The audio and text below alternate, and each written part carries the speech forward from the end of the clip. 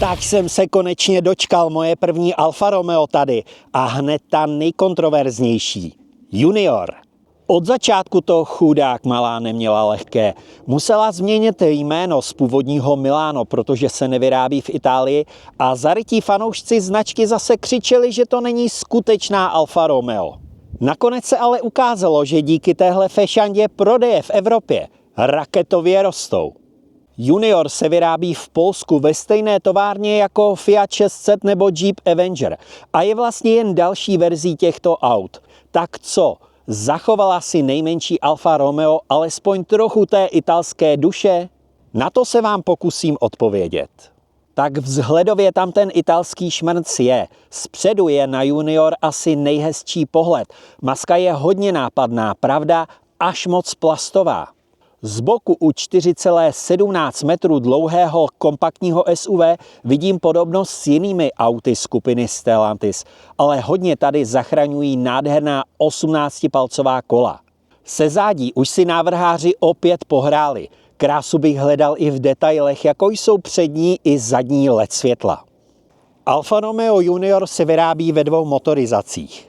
Pokud stejně jako já netoužíte po elektrické verzi, máte možnost mít Junior hybrida s hybridním přeplňovaným tříválcem o objemu 1,2 litru, kterému pomáhá elektromotor integrovaný do 6stupňové dvouspojkové převodovky.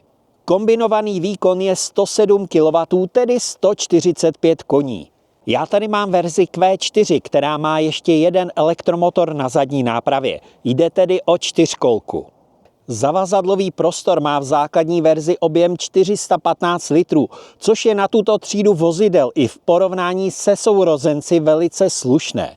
Jenže tady se díky zadnímu elektromotoru a víceprvkové nápravě zmenšil na 340 litrů.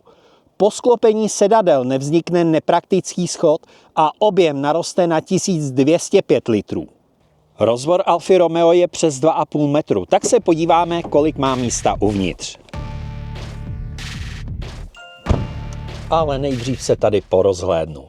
Tak hodně se mi líbí volant s tlustým věncem a taky jakoby sportovní, ale pohodlná, vyhřívaná masážní sedadla Spiga s nemoc výrazným bočním vedením. Podívejte se ale na sportovní sedadla Corsa. Pak už tady vidím spousty koncernových tlačítek a páček a taky hromady tvrdých plastů a praktických odkládacích prostor. Do přístrojového štítu by krásně zapadly kulaté analogové budíky, ale tady je hranatý 10palcový displej. To vypadá zvláštně, ale furt líp než ten zločin, co spáchali ve Škodě Superb. Neobvykle je umístěn dotykový displej infotainmentu. Jak mi jinde vadí tablety pomalu přes celé čelní sklo, tak tady ten displej jakoby vůbec nebyl určený pro řidiče. O to víc chválím fyzická tlačítka ventilace.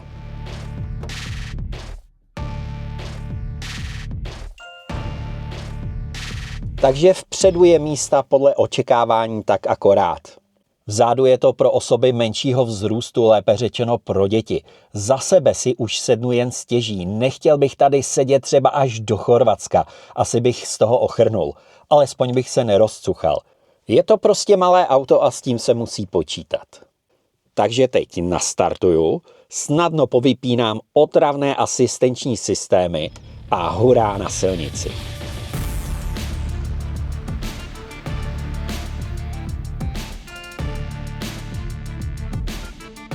Sedím na SUV neobvykle nízko, což na mě působí sportovně. Až se trošku stydím, že jsem se nacpal do něčeho sportovního, co si navíc říká Junior. Osvědčený a konečně gumového rozvodového řemenu zbavený tříválec známý z několika modelů koncernu Stellantis je při rozjezdu pomalejší. Jakmile ale tuto fázi překročí, je příjemně svižný a nabízí i docela příjemný zvuk, ale při těžké noze už do kabiny přináší ten klasicky nepříjemný zvuk minimálně jednoho chybějícího válce. Ale musím přiznat, že tady příznivce značky naprosto chápu. Chybí tady cokoliv, co by jasně identifikovalo opravdovou Alfu Romeo. Takový ten osobitý šarm, jízdní dynamika. A to platí i u toho možná nejdůležitějšího, ovladatelnosti Juniora. Řízení je docela necitlivé, takové nepřímé bych čekal spíš od nějakého opulentního SUV, ale ne tady. To je docela škoda, protože podvozek mi přijde fajn. Do zatáček se Alfička jen minimálně naklání, takže se dají stříhat bez ubrání plynu. A přitom je příjemně komfortní, odpružení je na slušné úrovni. Myslím, že hlavně díky té víceprvkové nápravě vzadu. Pohodlí je lepší než větší kufr. Ocenit musím ale fantastický rejt, to auto se otočí doslova na fleku, podívejte se sami. To je fantastický.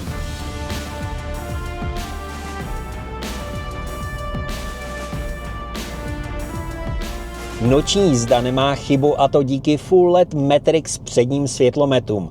A tma dokonale schová plastový interiér, ze kterého zbyde jen hezké ambientní osvětlení. Tady je svět v naprostém pořádku. Světe divce, i Junior má systém rozhraní Alfa Romeo DNA. Ten obsahuje i dodatečný režim Q4. V rychlostech do 30 km za hodinu je SUV permanentní čtyřkolkou. Mezi 30 a 90 km za hodinu se zadní elektromotor připojuje při potřebě lepší trakce a v rychlostech na 90 km za hodinu už pracují pouze přední kola. Nad nějakým terénem vůbec nepřemýšlejte, tahle čtyřkolka je doma na asfaltu. Sečteno a potrženo, nejmenší Alfě chybí hravost, tolik typická pro italskou značku. Prostě každodenní používání dostalo přednost před vzrušujícími zážitky z jízdy. Když si zakryju logo značky, řídí malé auto s příkladně spolupracující hybridní soustavou, které dokáže jezdit v rozmezí 5 až 7 litrů benzínu na 100 km.